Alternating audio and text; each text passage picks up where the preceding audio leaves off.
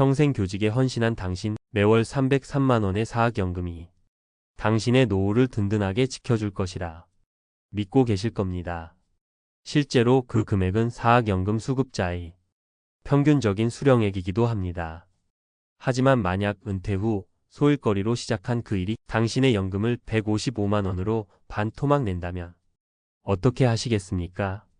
이것은 아주 먼 나라의 불행한 이야기가 아닙니다. 바로 오늘 은퇴를 앞두고 있거나 혹은 막 은퇴한 우리 사학연금 가입자 누구에게나 닥칠 수 있는 냉혹하고도 현실적인 문제입니다. 오늘 우리는 믿었던 연금이 어떻게 등을 돌리는지, 그 뒤에 숨겨진 구조적인 함정은 무엇인지, 그리고 가장 중요하게는 이 모든 함정을 피해 어떻게 내 소중한 연금을 끝까지 지켜낼 수 있을지, 그 현실적인 방법을 낱낱이 파헤쳐 보겠습니다. 30여 년간 한 사립대학에서 꼿꼿하게 교편을 잡아온 김성철 교수. 그는 은퇴 후 월 300만 원이 넘는 사학연금으로 아내와 함께 그동안 미뤄왔던 해외여행도 다니고 눈에 넣어도 아프지 않을 손주들 용돈도 넉넉히 챙겨주는 그런 그림 같은 노후를 꿈꿨습니다. 퇴직 후에도 그의 깊은 학식과 경험을 높이 산 한 기업에서 월 500만 원의 자문력을 제안해왔습니다. 김 교수는 평생 쌓아온 능력을 사회에서 다시 한번 인정받고 녹슬지 않았다는 것을 증명하는 것 같아 가슴이 벅찼습니다. 넉넉해질 살림은 덤이었죠. 그는 흔쾌히 제안을 수락했습니다. 첫 몇 달은 꿈만 같았습니다. 꼬박꼬박 들어오는 연금의 두둑한 월급까지 더해지니 생활은 풍족했고 마음에는 여유가 넘쳤습니다. 노후 걱정은 이제 완전히 끝났다고 그는 그렇게 믿었습니다. 그날도 평소처럼 은행 앱을 열어 연금 입금 내역을 확인하던 김 교수의 손이 순간 굳었습니다. 스마트폰 화면에 찍힌 숫자는 도저히 믿을 수 없는 것이었습니다. 분명 300만 원이 넘어야 할 숫자가 185만 원 남짓에 멈춰 있었습니다. 전산 오류이거나 뭔가 착오가 있을 거라 애써 마음을 다독이며 그는 떨리는 손으로 사학연금공단에 전화를 걸었습니다. 하지만 수화기 너머에서 들려온 사무적인 목소리는 그의 남은 노후 계획을 송두리째 뒤흔드는 것이었습니다. 은퇴 후 발생한 월 평균 소득이 일정 기준, 당시 약 264만 원을 초과하면 그 초과분에 비례해 연금액이 최대 절반까지 깎여 나간다는 설명이었습니다. 실제로 한 언론사의 분석에 따르면 김 교수님처럼 월 300만 원의 사학연금을 받기로 한 분이 월 500만 원의 추가 소득이 생길 경우 연금액은 무려 115만 원이나 감액되어 185만 원이 됩니다. 비극은 여기서 끝나지 않았습니다. 늘어난 소득 때문에 소득세율 구간까지 훌쩍 뛰어버려 매달 내야 하는 세금이 약 30만 원이나 더 늘어난 것입니다. 결국 원래 300만 원을 기대했던 김 교수의 통장에 실제로 남는 연금은 155만 원. 평생의 헌신에 대한 보상이 기대의 절반 수준으로 처참하게 무너져 내린 순간이었습니다. 김성철 교수가 빠진 함정의 이름은 바로 퇴직연금 일부정지 제도입니다. 많은 분들이 잘 모르시는 사학연금에 숨겨진 날카로운 덫입니다. 근로소득이나 사업소득, 그리고 임대소득이 발생해 월 평균 소득이 일정 기준을 넘어서면 가차 없이 연금이 삭감되는 구조입니다.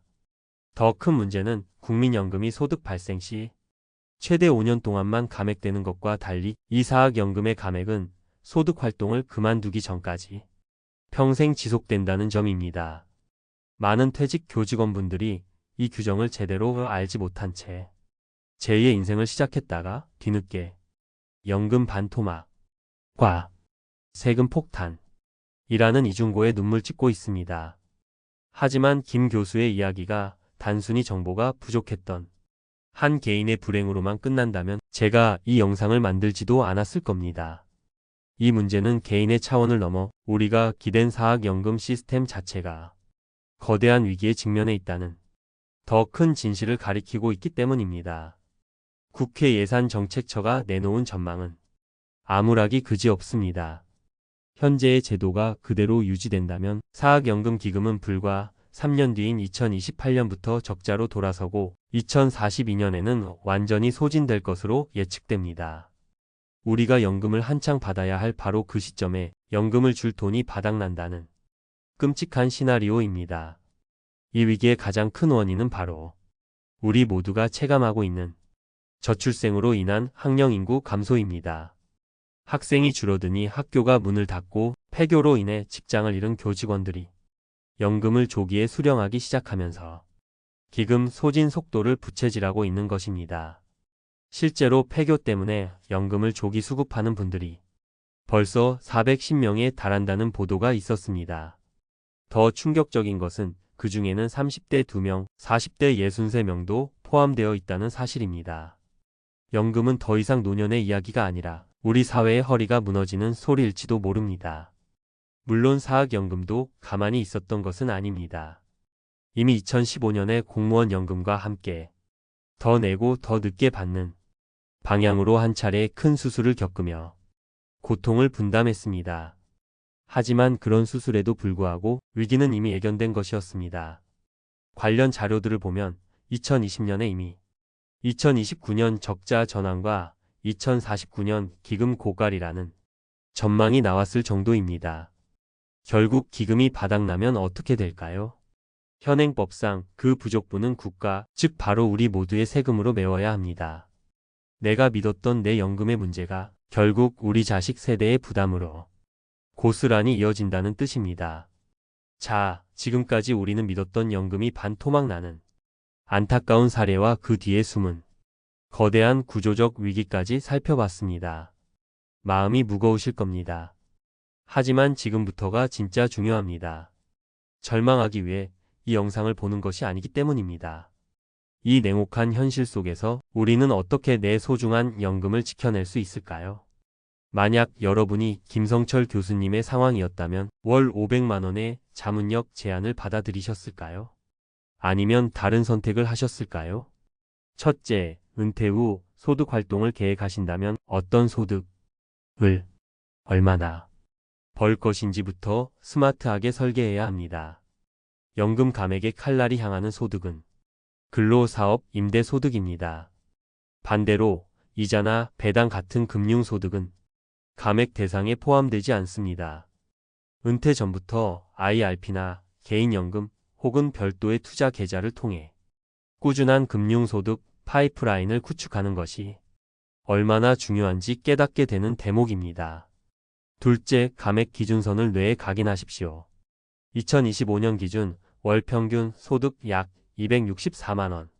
이 숫자를 기준으로 내 소득 활동의 규모를 조절해야 합니다.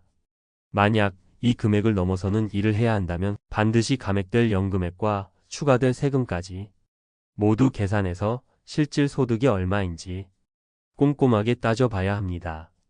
좋은 게 좋은 거라는 생각으로 덜컥 일을 시작했다가는 일은 일대로 하고 돈은 돈대로 있는 최악의 상황을 맞을 수 있습니다. 가장 위험한 것이 남들도 다 그만큼 받겠지 하는 막연한 평균에 대한 믿음입니다. 월 평균 303만 원 이라는 통계는 희망인 동시에 현실을 가리는 착시 현상일 수 있습니다. 그것은 세전 금액이며 나의 소득 활동 여부에 따라 얼마든지 달라질 수 있는 신기루 같은 숫자입니다.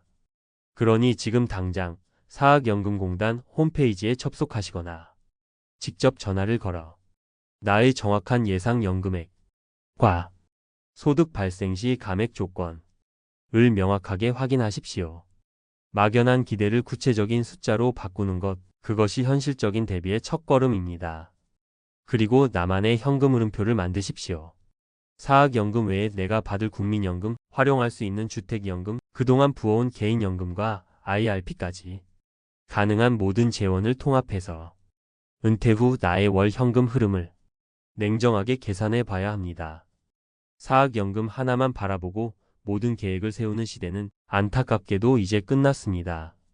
오늘 제가 드린 말씀들이 어쩌면 굉장히 암울하게 들릴 수 있습니다. 믿었던 연금이 배신하고 기댈 곳이라 생각했던 시스템마저 흔들린다는 사실은 우리를 불안하게 만듭니다. 하지만 저는 희망의 이야기도 함께 드리고 싶습니다. 김 교수님과 비슷한 시기에 은퇴한 박진우 선생님의 이야기입니다. 그는 이 소득 감액 규정을 미리 알고 있었습니다. 그래서 은퇴 후 맡게 된 강의 수입은 기준선 이하로 조절하는 대신 오래전부터 꾸준히 준비해온 배당주 투자를 통해 부족한 현금 흐름을 채웠습니다. 그는 연금 감액 없이 오히려 더 안정적이고 여유로운 노후를 보내고 있습니다. 이처럼 정보를 미리 알고 준비하는 사람에게 위기는 전혀 다른 얼굴로 다가옵니다. 제도가 우리를 완벽하게 지켜주지 못한다면 우리가 먼저 제도를 정확히 파악하고 영리하게 활용해야 합니다. 교단에서 보낸 당신의 30년, 때로는 분필 가루에 목이 잠기고 밤늦도록 학생들을 위해 고민했던 그 숭고한 시간이 은퇴 후 돈 문제로 인한 눈물로 마무리되어서는 절대로 안 됩니다.